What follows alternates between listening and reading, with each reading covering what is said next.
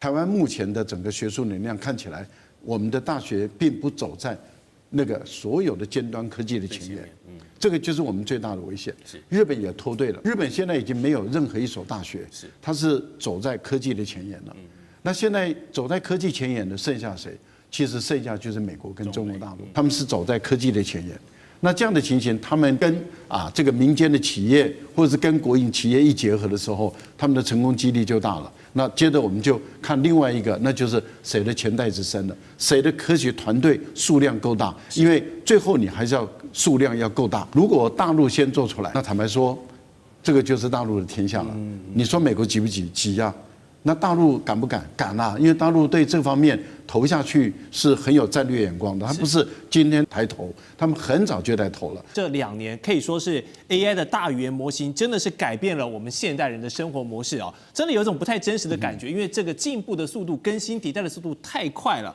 现在不管是文字、图像、影像，还是海量这些迷因梗图相信每天都充满着我们每一个人的手机跟社交媒体。那么接下来就是要筑高墙，然后广积粮了嘛。那这个粮呢，肯定就是 AI 的基础建设你离不开电力跟算力，这绝对是还是重中之重。那刚才提到很多这个细光子，如果用 GPU 比喻 AI 领域呢，它像是它的大脑，那细光子就像是这个光速级的中枢神经系统，所以它是支撑下一代超大规模算力，如果你要把成本压到最低，你离不开的一个底层技术。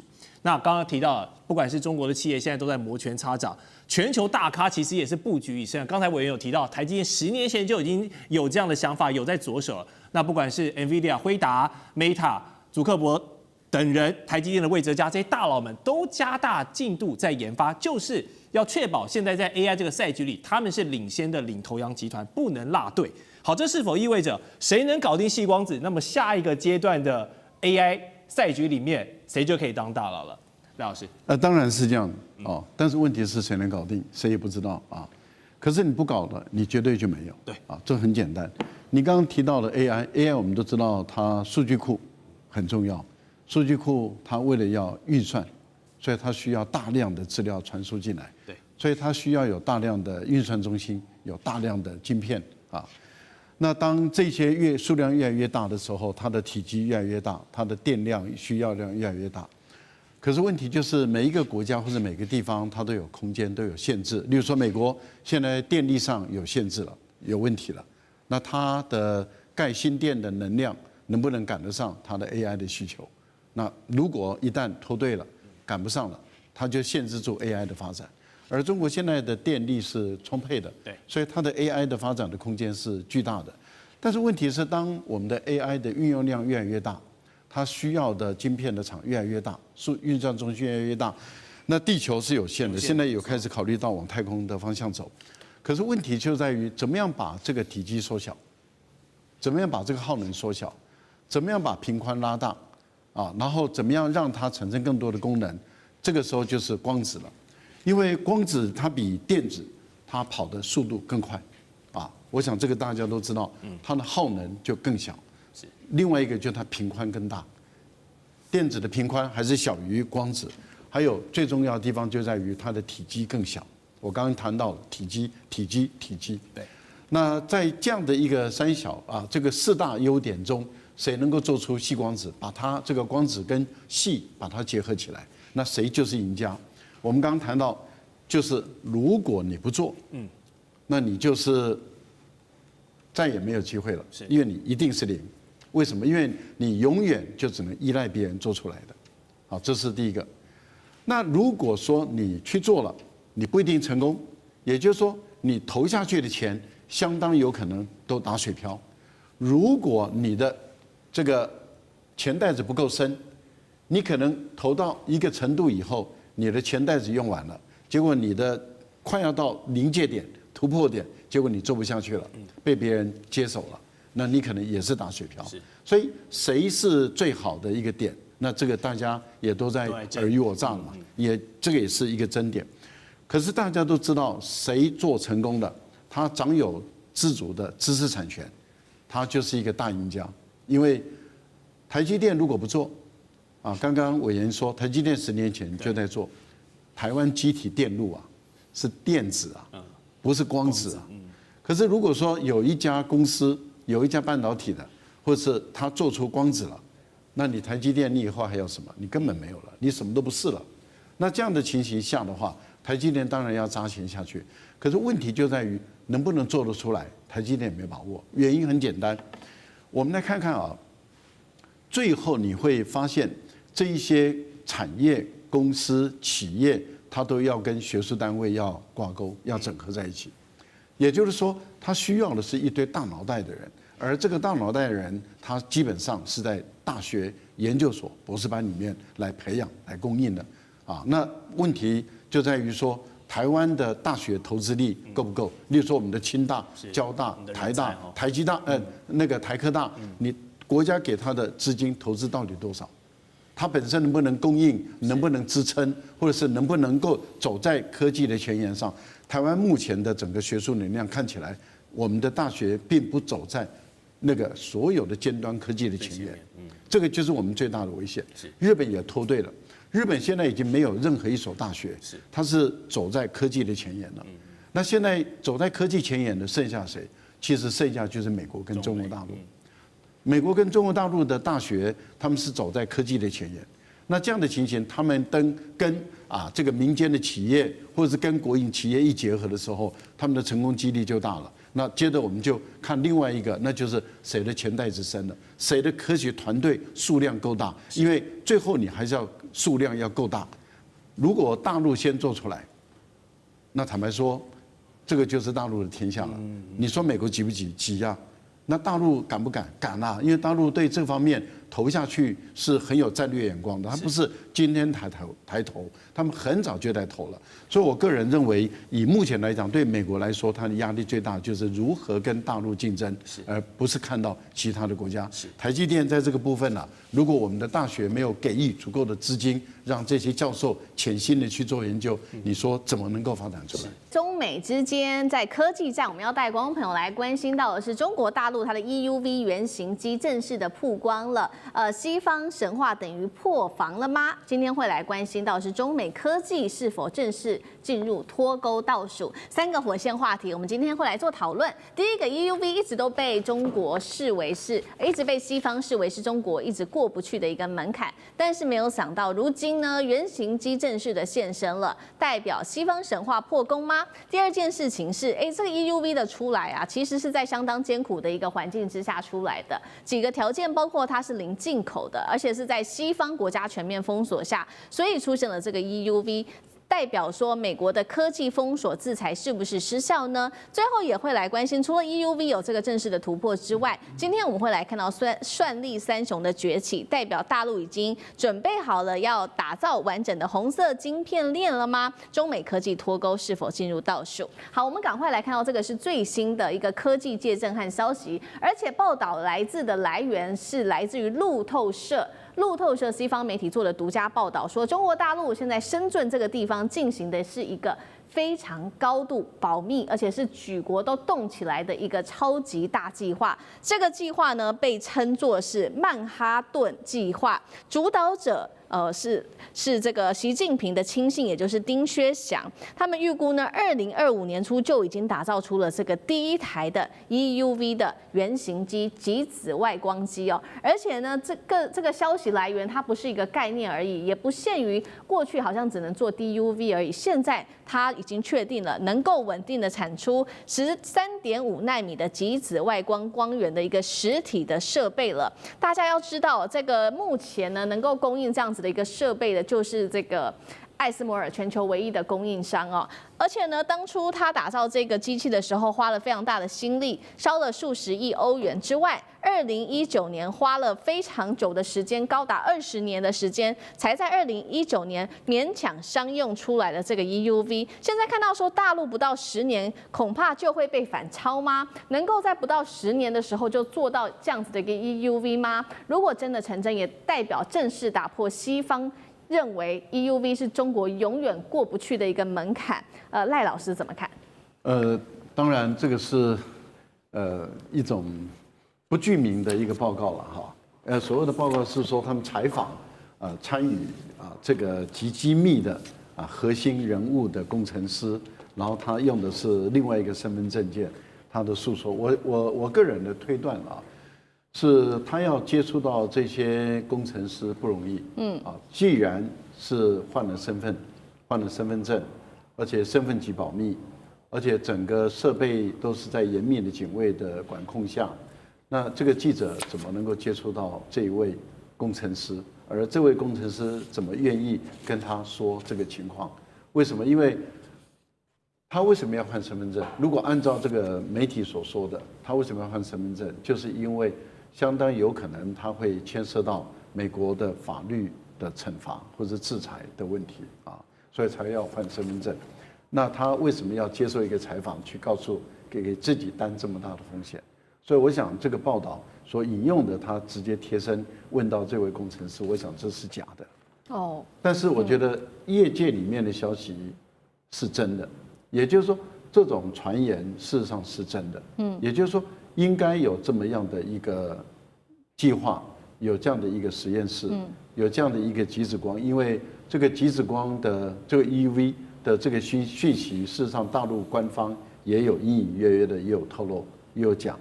可是这一次真正的重点是在于说，中国大陆已经第一次发射出极紫光源这个问题，这个才是真正的突破，是在这里。我想他们这次报道的就在于说，这个光已经可以打出来了。那这个光能够打出来，在大陆来讲就是一个很大的突破。其实，在 ASML 来讲，也知道这是一个很大的突破，因为只有把这个光源打出来，它才能够开始做修正嘛，开始做优化，然后让它能够产生非常细的刻蚀的这样的一个能力。那接着就是想办法优化的问题了。所以 ASML 他当然会紧张，那当然他认为说2028年太快了，他的推断是认为2030年，所以他的推断是中国大陆应该是做出来了，但是不会到2028年这么快。因为要到商业运用量产，他的估计是2030年。可是你知道，常常欧美人的估计是根据他的经验、他的知识啊来去作为支撑的。我记得台湾有一位这个台积电的某创始人啊，他当时也估计这个中国大陆的半导体要赶上啊，要到5奈米或者7奈米，他认为不会很快。他搞不好认为还10年还几年都说不一定，可是问题就在于没有多久7奈米就走出来了。现在开始往5奈米、4奈米的方向在走，这代表什么？用个人的过去的西方人的经验来看中国问题，常常都会马失前蹄。是。那因此，这位 ASML 的 CEO 他估计2028年可能性不大，2030年可能性才有。那很有可能他也会马失前蹄，说不定不到2028年就做出来了。好，那同样问题呢，委员又怎么看呢？就是首先是这个报道的真伪性，那如果真的有机会的话，可能还有哪一些技术关卡是大陆要突破的？还很多了，还很多哈。这个目前报道说已经做到13.5奈米的极紫外光，因为极紫外光不是自然界的光线，是人造出来的光线。是。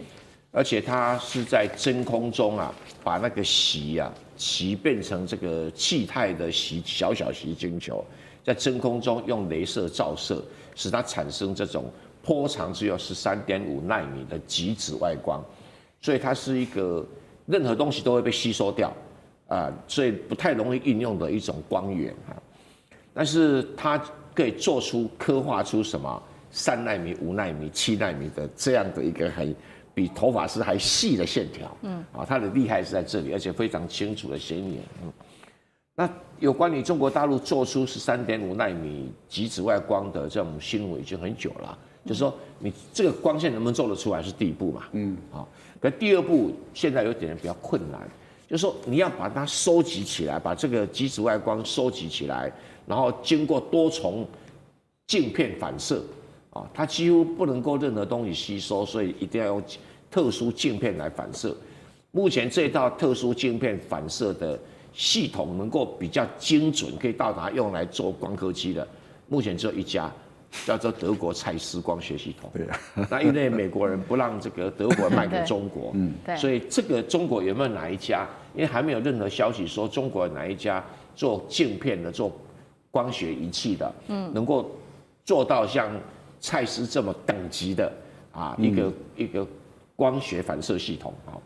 那如果这2个突破了以后，另外的就是精准的这个所谓的机械构造系统，因为你那个晶片移来移去啊，就要很精准，咔嚓砰，咔嚓砰。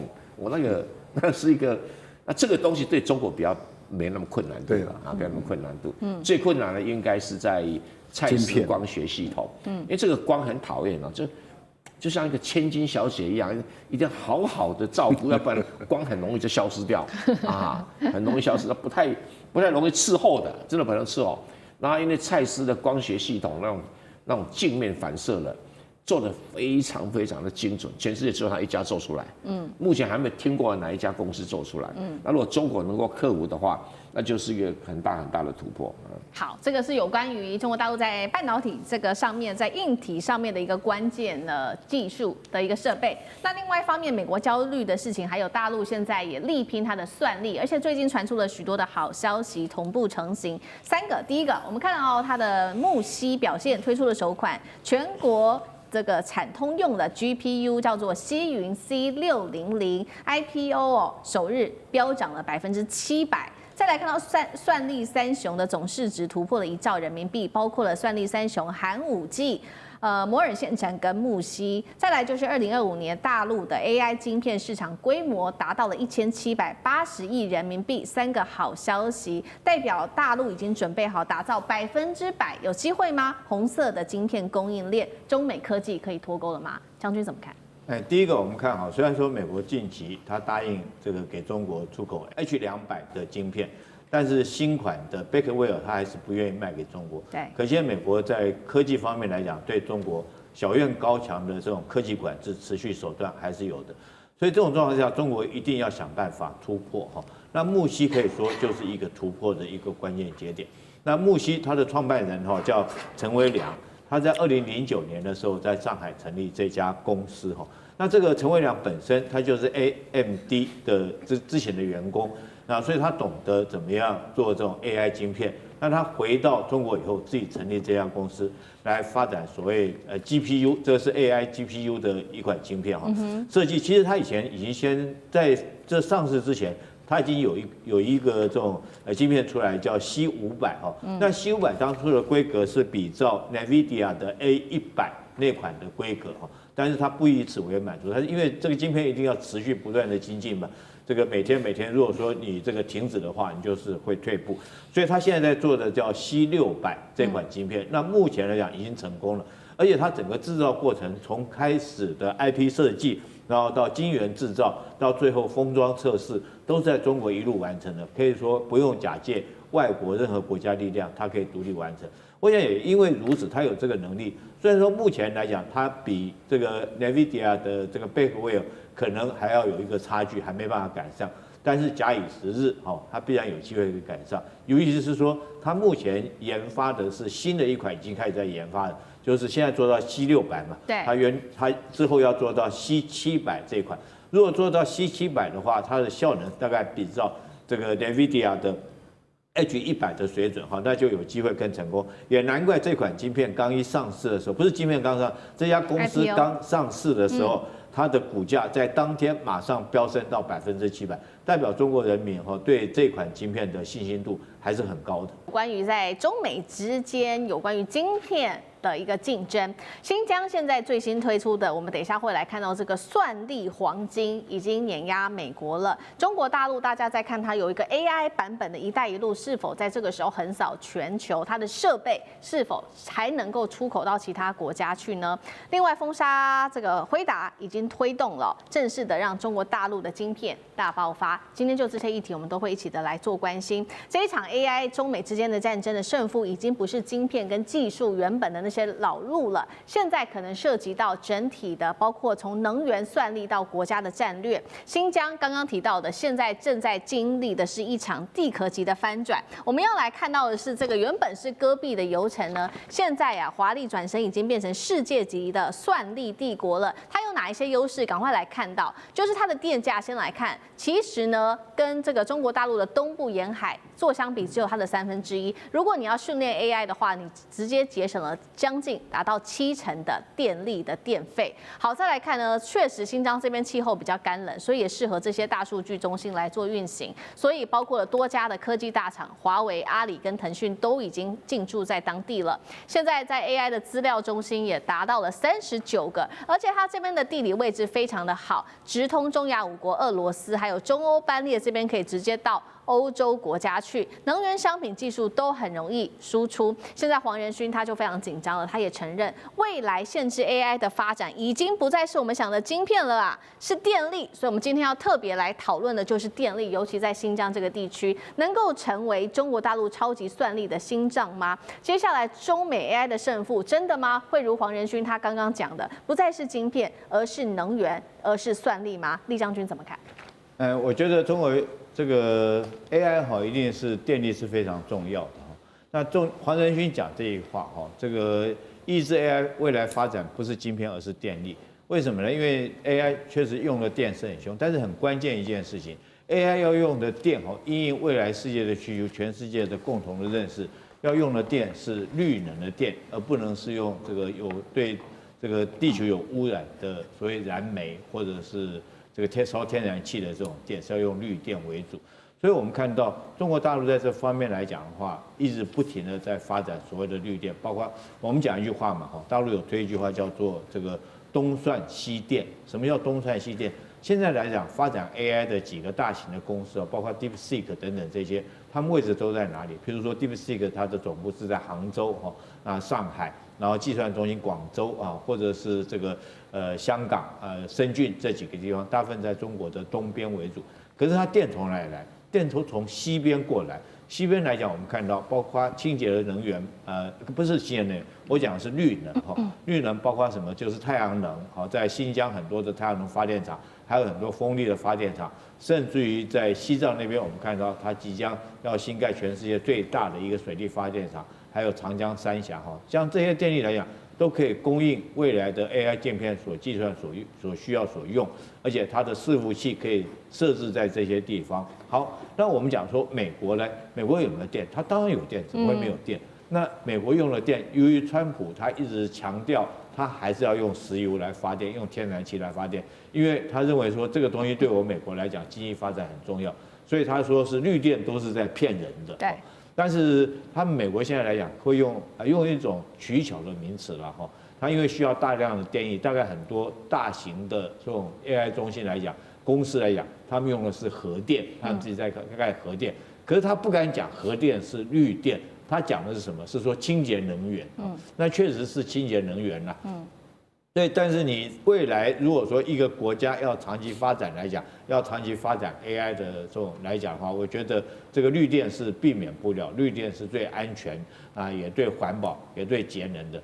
所以我认为说是黄仁勋讲的没错哈，这个东算西电是中国现在正在规划做一个全班大局的规划。好，东算西电，这个是未来中国大陆在发展 AI 很重要的一个制胜关键。不是只是黄仁勋说，我们来看到几位大咖也是这样说。包括了黄崇信，他说什么呢？他是阿里巴巴的黄崇信，他列出了大陆的4项优势，他也是有跟黄仁勋一样，都有提到能源。那他也讲到了大陆的优势，还有资料中心的建设成本、人才跟开源。那黄仁勋除了刚刚我说到特别提到的能源之外，他也强调了大陆的优势，还有晶片、基础设施、AI 模型跟它的应用。2位大佬针对大陆的优势，杨老师如何解读？可不可以说大陆已经掌握了这场 AI 的主导权？我觉得黄仁勋讲的5层蛋糕哈，看他讲的是能源、晶片，然后基础建设、AI 模型和相关的应用，以及就是这5个，就这5个 AI 模型，看它应用的层面就很广了哈。软体的应用以及各个产业的商业的应用，那在这里面到底美国，我们现在美国现在目前占的哪些优势呢？晶片、AI 模型、晶片，也许现在我觉得其实还是6成到7成的领先，但因为晶片，你看像华为自己的升腾的910C。以及它现在用的就是 HBM 的技术，我们在这个节目都讨论过。那蔡委员都提过很深刻的这个分析。那其实也不能说很快的要后来居上，但是供应相关的这些使用啊，其实有足够的空间了。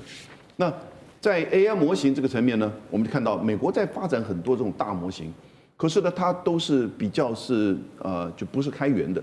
那中国大陆现在从 DeepSeek 到千问到各个层面，它采取都是开源式。那你开源式的跟这种闭锁型的就有很大的一个差别，也就是说，开源型的它可以在量身打造未来，就是说经过第2层、第3层有一些特殊的产业，它可能可以适合它自己的，不需要花那么多的这个成本。越到后面反而成本越降。那因此，中国大陆呢，正如蔡崇信阿里巴巴曾经做过董事长的，他就说过，中国在 AI 有4个优势：能源、资料中心。建设成本、人才资源跟开源策略。能源这个刚才列将军就讲得很清楚了，中美之间在能源的这个比较中国一定会越来越占优势，而且是干净能源。资料中心的建设成本，那这个大概已经跟基本的基础建设也是中国大陆在这边整个制造业基础建设。然后呢，人才资源，那当然，黄仁勋自己讲了，50%的 AI 人员。研究人员都是华裔，那当然人才资源，而且在中国大陆，它所需要的这些成本更为低，开源策略，所以现在因此有个新的概念叫做 AI 成本。这个 AI 成本的概念，如果你拿中美来做这个 AI 争霸这个比较那因为真的现在还是初阶段，大家就比这个晶片呐，然后比这个刚开始谁投的金钱比较多，所以媒体上给予大家的感觉就是哇。多少人？孙正义投了多少钱？然后呢，黄仁勋又投了多少钱？这个 OpenAI 募资多少？就觉得说好像他已经跑得好前面了。结果呢，发现呢，他只在做晶片。那可是呢，整个这个5层蛋糕，发现到他那个蛋糕根还没有做起来，而中国大陆已经一层一层的开始在这个建构了。所以我觉得 AI 成本呢，对于将来整个 AI 的争霸会有关键性的影响。好，确实，我们现在看到中美的科技大咖都已经看到这个中国大陆它在 AI 上面的优势，但是就是美国政府似乎到现在还没有看到，它最新推出它决定要封杀辉达的一个法案。他说了，未来30个月，一切先进的 AI 晶片全面禁止出口到大陆。当然了，这个黄仁勋就很急了，他跑到华府去立刻见川普，告诉他说，因为他知道说，就算是 H200，大陆都不见得会购买，因为 AI 在中国大陆它的晶片正在快速的产能暴增当中，其中寒武纪科技目标2026产量3倍以上，那么中国大陆的晶片性能也是 H20的4倍以上了。张将军又怎么看？中国大陆不管在晶片产能或者是效能全面提升之下，还需要辉达吗？我认为非常短期，它还需要，因为需要的话，它能够让它的整个的 AI 化更快。那长期的话，这不需要，长期不要，因为我们知道中国大陆是以3步走，你要注意到中国大陆的策略是很明确的。第一个，我们看你看大疆无人机，它在全球的市占率达到70%，所有全球任何一个做 UAV 的无人机的，通通打不过中国大陆，没有办法。这个大疆无人机在中国大陆市占率是达到90%，全世界市占率是70%。那在美国市占率多少？在美国市占率如果是消费型的，它占90%，也占90%。你看那多可怕！美国 UAV 你做一架亏一架，那买中国大陆快便宜啊。第二个，你看新能源车，中国大陆新能源车的自己的市占率占76%，占全世界的新能源车电动车它占了64%，2%，三分之二是中国大陆做的。中美之间的 AI 晶片战争现在正式进入到下一个段位。今天我们来关心到的是华为的升腾950挑战5奈米等级。赶快来看到，这是华为新一代的升腾950家族，确定呢会在明年2026年初就正式的推出，会有2种主要的型号，950PR 跟950DT，而且这一次还会首度的搭配华为自行研发的 HBM 高频宽记忆体，会是大陆第一次尝试在 AI 的晶片最最核心刚刚提到的就是有算力，再加上记忆体的双核心上，等于是摆脱了来自于西方的供应链。制程呢有什么特别的地方？现在根据了解，会采用的就是中芯国际具有5奈米等级 N+3节点来进行制程哦。那所以节目一开始我们特别请教尚志哥怎么看的升腾950，如果采用中芯的刚刚特别提到这个 N+3的这个节点技术，算力表现是真的能够如他们预期的接近5奈米，甚至甚至是更高吗？那刚刚也提到了，还会首度的加入自行开发的 HBM 记忆体，在晶片上等于是有什么样新的一个技术吗？尚志哥怎么看？哇，华为不负众望，在2025年的年底之前，终于推出他们这个升腾950系列的晶片。大家一定要了解哈，在中国大陆的晶片，所以华为现在一个是所谓半导体晶片，像手机里头那个叫半导体晶片，另外一个是 AI 晶片。所以我们现在在讨论这个升腾的华为是 AI 晶片，所以它直接打击的跟竞争的就是辉达为主的部分的市场。那这次其实全世界在关注的这个升腾950晶片，首先大家外国特别关注它究竟是 N+2 7奈米或 N+3的技术，也就是如果这次真的能够做到 N+3，能够5奈米，而且可以稳定做那么多、做那么稳的话，那就表示这个中国大陆很恐怖哦，5奈米已经非常熟了，而且表示5奈米它能够推出成熟的商品，就表示后面其他的可能3奈米、2奈米都往下攻了，都正在攻了哈，所以这是国际很关注的。但实际上就市场上关注的是，它现在这个950 PR 是比较基本款，也很厉害了啦。950 DT 非常非常强哈，它是每秒钟可以到4TB 的运算。晶片本身，当然我们现在拿跟辉达比吧。严格来说，跟辉达的 H200，还不要说他们 H800 最新的 H200，其实大概只有他们的运算功率的1半多一点点。看起来是不是落后辉达？不是哦，要注意，整个华为在开发升腾晶片，可不只做这个晶片，它开发全部的系统，因为它要避开这些所有可能专利被卡脖子的地方。中国大陆最厉害的地方要注意，现在华为的 AI 晶片，首先第一个是它的封装能力，在做这个晶片有它独到之处；第二个，华为自己的通讯网络能力很强，它的晶片彼此的沟通可是比辉达的晶片彼此沟通要更厉害。这一次也有它的光通讯的独特之处。另外第三个华为最来就是它的多晶片的架构，甚至叠来叠去。我过去在视频节目说过，它这个不能够多到最后变成是叫做 super cluster， 就是超级重级多的大的不了，连来连去，而且彼此大家都能很大的沟通。甚至它有一种叫做零渠，是它的专利技术，彼此之间还有一些特别可以存的效率渠道，是还大家不知道有多厉害。简单讲，华为的晶片虽然还是输辉达只有 H200的1半，但它整套系统端出来，这个系统的解决方案看起来是香饽饽，而且跟辉达最后比起来，恐怕不会输哦。所以这次年底之前，华为这个 AI 晶片为什么一新耳目？国际很担心，如果你5奈米都可以做到，哇，那未来如果再继续往下走的时候，华为的晶片会厉害到哪里去呢？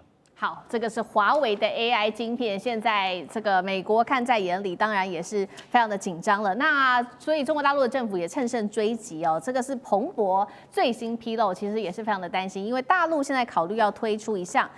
金额700亿美元，换算高达2.2兆新台币的半导体奖励计划，是目前呢全球规模最大的，而且是国家支持的半导体计划。那 AI 沙皇是这样说的，他说中国大陆先前拒买辉达的 H200，很可能就是因为有这一套扶植计划，所以他们有了底气可以做这样的决定。那路透也说了，已经中国明确的要求了，说不得采购外国的 AI 晶片，会让这些价值数十亿美元的订单来流向本土。一直到2028，国产晶片制造商的市占率就可以突破到90%。辉达危机会在眼前吗？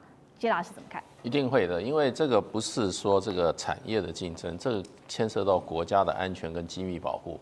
我跟你讲，所有的芯片它都有内部的这个有这个程式，它可以给你关掉。这个所以这个连商业的很多这些很多的重要的这个制造设备。它这个生产商，它都有内部控制的这些这个机制的，为什么呢？我有朋友做这行，他说我们东西卖出去了，结果买货的人不给钱了，不给钱的时候怎么办呢？就说你拒止付钱，对不对？你挑毛病，我把你机器关了。所以这个关别人的机器，这个是做机器人，他的基本上他就有这个能力。你如果中国大陆在芯片上都是依靠美国的话，那美国哪一天把你都关了？另外，它后门城市把你机密全部收了。所以，作为中国这么一个大国来讲，它一定芯片要自给自足的。它能不用你外国的，它绝对不用外国的。这就跟这个 GPS 一样，中国一定要搞北斗系统的，不可能用你的这个导航设备的。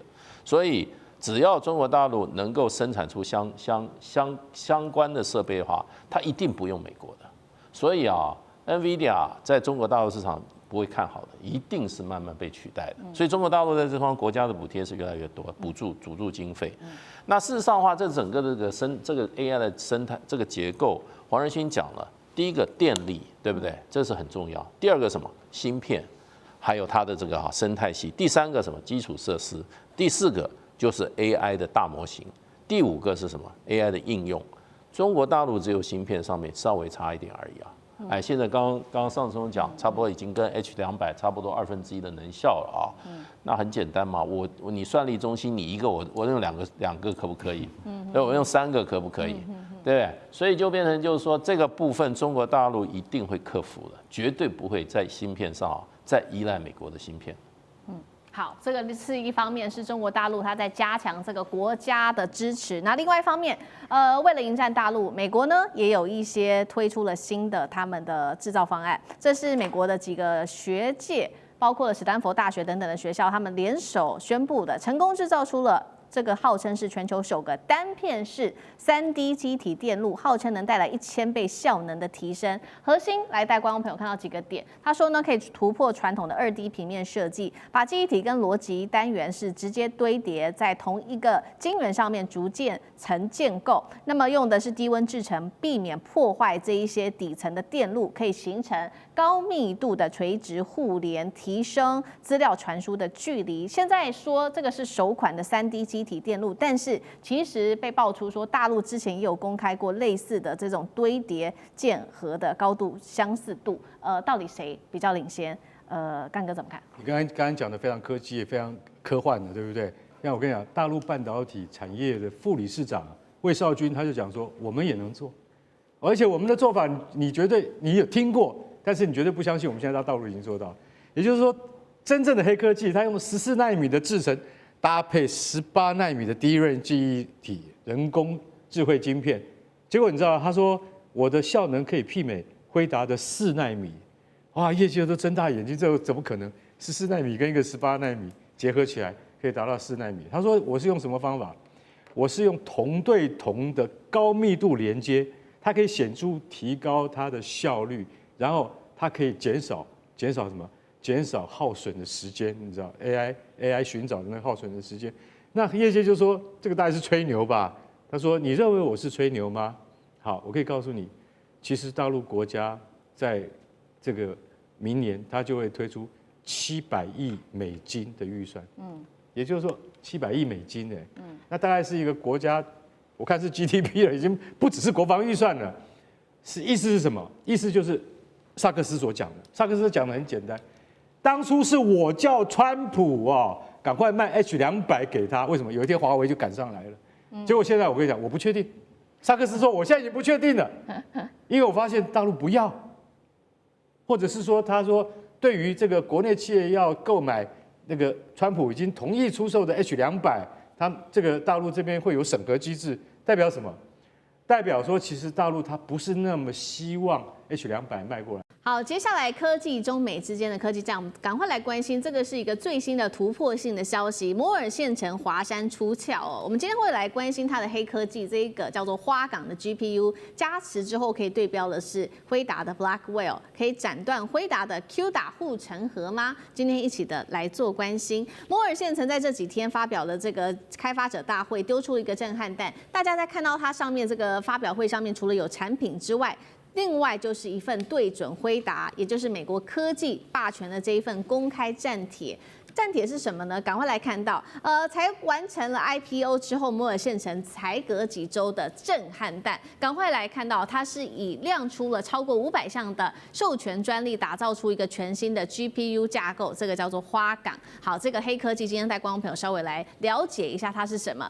有什么样技术上的提升呢？包括在运算的密度上面大幅提升了50%，能源效率则是最高可以达到10倍。重点是它也可以一次撑起超过10万张显示卡的 AI 算力重集，是为了这个 AI 训练啊，还有它这种推论的一个国家级的一个设计。摩尔县城还一次推出了3款重量级的新产品，总共是3张牌。第一张牌就是华山，这个呢是说是对标了 Blackwell 之外，它这边主打的就是 AI 的讯推一体超智融合记忆体。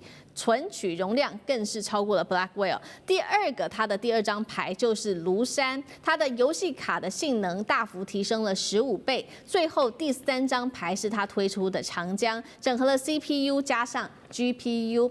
那刚刚讲的都是在这个硬体的部分，软体的部分也要带观众朋友来看到这个 Musa 它同步的升级，它被视为是未来是可以取代辉达 QDA 的一个重要方案。如果它全面自主化的话，等于 AI 领域是可以取代辉达的。那么，所以节目一开始要请教委员怎么看摩尔县城刚刚讲的亮出的2个新黑科技，一个是花岗。一个是华山厉害的地方，真的能够挑战 Blackwell 吗？还有辉达重返中国大陆之路，有可能就这样被封死吗？委员怎么看？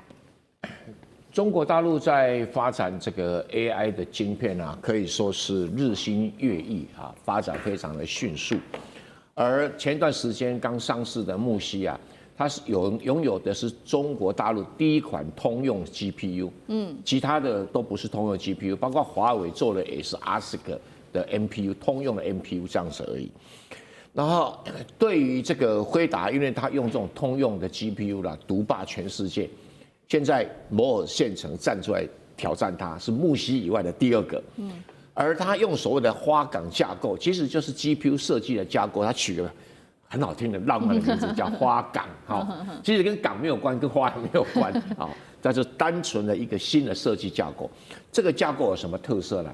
它在克服一个很大的难题，就是中国大陆因为没有台积电帮它加工，所以即使中芯国际在做的时候，它硬件的技术老是有天花板，就是卡住啊，耗能特别高，然后速度特别慢，所以他想说，我硬件到不了那个水准，我就在软件上面的架构更改我的设计，那我就可以形成所谓10万卡大规模这个集群运算，10万卡我10万张摆在一起的效能，跟你一张跟你比输你，10万张比起来跟你差不多，未来50万张、100万张，那考不好就可以超过你哈，所以它是一种改变架构来这个弥补那个硬体不足的一个很重要的策略。所以他把它取名叫花岗。根据这个花岗设计的架构，它产生出来2款晶片，一个叫华山晶片，一个叫庐山晶片，现在是可能是阿里山晶片哦。这个华山晶片是纯粹做这个大语言模型的训练跟推理的。我们上次讲过训练跟推理有什么不同？那现在因为他知道它的训练跟推理的在图形渲染上还是有它晶片技术上的缺点，因为对辉达来讲，它是一款晶片打遍天下，你图形 OK， 推理训练都 OK， 所以它单独的弄出一种图形的渲染的计算的，叫做庐山，叫庐山。所以2张卡摆在计算，然后它从 Blackwell 得到这个概念。那我把 CPU， 因为每一个都要 CPU， 它只是 GPU 为主，要把 CPU 把它绑进去，所以就出现的 System on Chip， 我们叫 SoC。那 SoC 应该中芯国际做得出来了或者长江存储应该有可能做得出来啊。那以这一款来做的话，它现在正式推出来。那现在面对的挑战是什么？如何建立生态系统？什么叫生态系统呢？这个各种终端设备都能够跟我连线，那各种 APP 或各种其他程式会架构在我这个晶片上面。对啊，看有多简单讲，有多少人一起来用，我就有多大的市场。然后越用就越纯熟，越多人就越熟悉我的花岗架构啦，啊，或者我的 Musa 这个软体系统，Musa 就是它的操作系统，它跟 CUDA 一样都是操作系统。那如果我用的人多，我规模扩大了以后，我就会占有一席之地啊。那现在全世界当然是以辉达的 CUDA 做标准，那这个摩尔线程很有志向，武功练成啊，下山一拼，我觉得很好，应该大家都给他鼓励。但能不能完全取代这个辉达，我觉得还是有难题啊。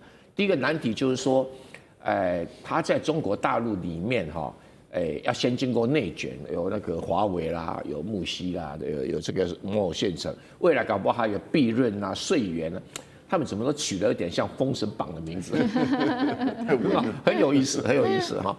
然后这些东西如果形成一个很大的生态链的话，它能不能在中国大陆内卷脱颖而出？那脱颖而出能不能走到国际上去跟辉达竞争？那在中国大陆市场上面，当你还没有办法成为一个世界级的竞争的对手，比如说我现在是亚洲奥运，我现在去跑这个奥运，对不对哈？世界奥运，那如果到那个程度的话，他就取得了跟辉达全面竞争的一个门票。那如果打赢辉达，他就变成一个世界级的股票大王。好，确实哦。那所以 Musa 目前为止是要先在国内做一个竞争，接下来才可以看能不能跟辉达再做一个竞争，就是 CUDA。因为现在辉达其实最担心的确实就是 CUDA 被取代。那我们看到 Musa 它在升级的同时，它是可以透过程式码直接转回 Musa 的格式的。那但另外一方面，开发者也不用全部重写，这个是 Musa 它等等它目前拥有的一些优势。杨老师又怎么看？CUDA 其实是NVIDIA 针对它自己发展出来的 GPU， 这叫做通用图形跟计算模式的这种称呼。它是作为平行计算平台跟程式设计模型，然后让开发者能够用 NVIDIA 自己的 GPU 来达成这些通用计算跟图形的功能。那 Musa 现在发展出另外一套的，就是说比他认为说可以跟他相比拟的。可是我看到大陆这边自己本身的就是研究哈，Musa 跟 CUDA 之间的差别从3个层面。第一个是技术代差多少呢？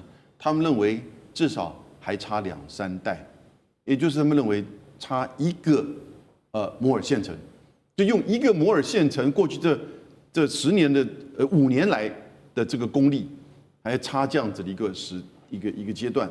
然后你看到摩尔线程用的是14奈米，而就是 NVIDIA 已经用到了是4奈米，摩尔线程用的是12奈米。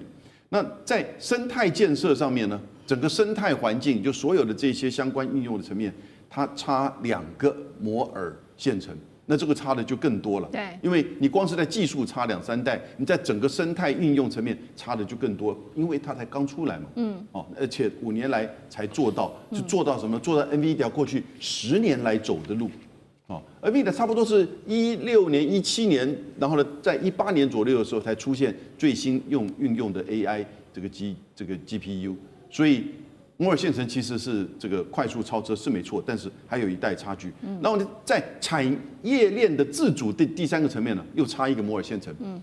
也就是说差大概5年的时间，大概整个你就看到其实有一段差距了在技术、在生态、在这个产业链指的也会是在应用的这个层面。不过他们还是强调，以中国大陆自己本身内部的市场以及政策的提息。还有就是摩尔线程跟相关的这些中上下游，它过去的几年的快速超车的成效，我看到这2天在大陆召开就是两岸企业家峰会，那有一些台湾这边的这个企业家的观察是，未来3到5年，中国大陆会在 AI 晶片会有更快速的突破，所以讲的大概就是摩尔线程跟其他相关的，还有新凯莱，那指的是仪器的层面。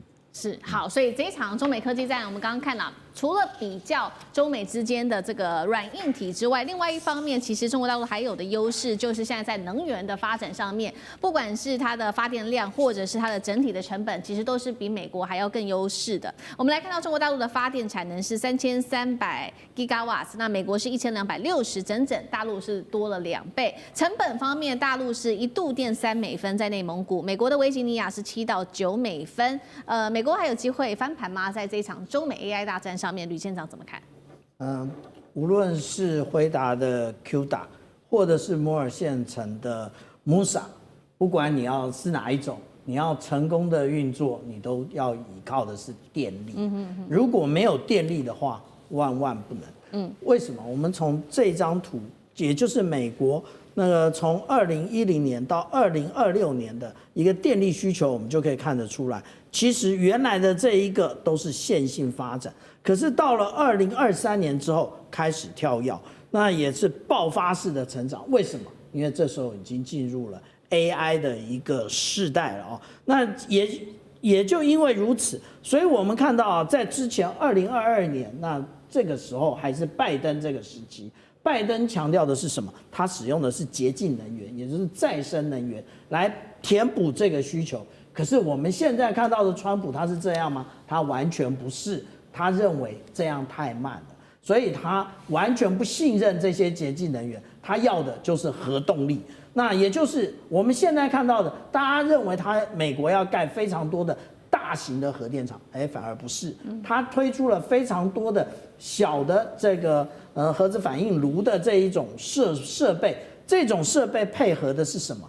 配合的也就是它的资料运算中心，需要电力的时候，你就装一个核反应炉。那这个核反应炉是不是安全？那我们先放在一边。但是最重要的是什么？我们看中国大陆的发展，中国大陆的发展一直都是东数西算，也就是它在东部，也就是沿海这边，它形成数据，然后它交到把这些透过快速的光纤交到西部去运算。为什么？因为西部才是真正产出电力的部分。我们可以看到啊，有关于风力的部分是在内蒙所形成的。我们看到冬天不是东北季风南下，内蒙就是第一站。那另外有关于光电的部分，内蒙跟新疆都是。那有关于水力发电的部分，我们看到的也就是在西藏以及云南。所以我们现在大家看到的这些全部都是洁净能源哦。中国大陆也因为如此，所以它的电力来讲是便宜的多，比美国便宜的多，而且它还在尽量的开发，也就是它未来的有关于无论是数据的收集以及运算部分，绝对比美国更具有竞争力。